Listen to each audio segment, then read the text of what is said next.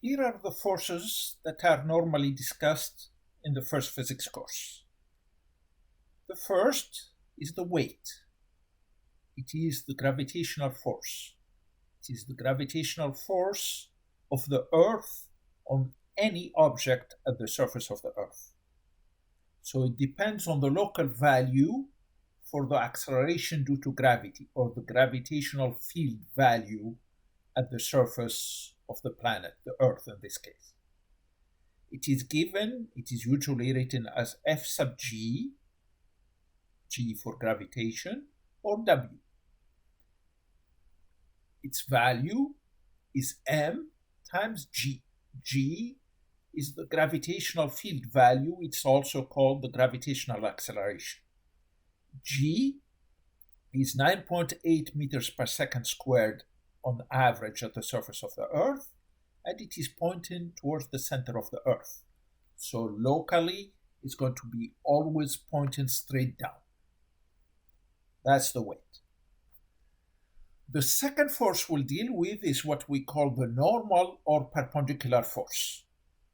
Okay, the word perpendicular force is a term probably you'll see only me using it. And that's because of how the word normal can be confusing to some. The word normal here means perpendicular. So we can use them interchangeably, and that's why I'm taking the freedom to use perpendicular force. The perpendicular force is a force whenever there is a contact between two objects. Whenever two surfaces from two objects are in contact. It is always perpendicular. That's why we call it normal force. It is always perpendicular to the contact surface. Another force that depends on the contact is the friction force. It is a resistive force between the two surfaces. In this case, it acts parallel to the surface, and what we mean by resistive, it tries to oppose motion. If there is motion, it's going to act opposite to the motion, trying to slow the object down. If there is no motion, it is going to try to prevent motion from happening. That's the friction force. Normal force and friction force, they work together. One is perpendicular to the contact surface, and one is parallel to the contact surface.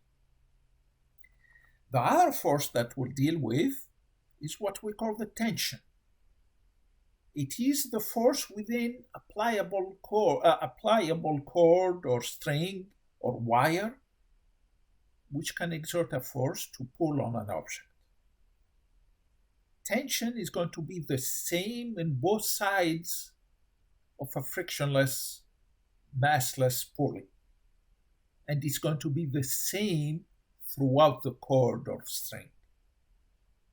We'll talk more in detail about each one of these.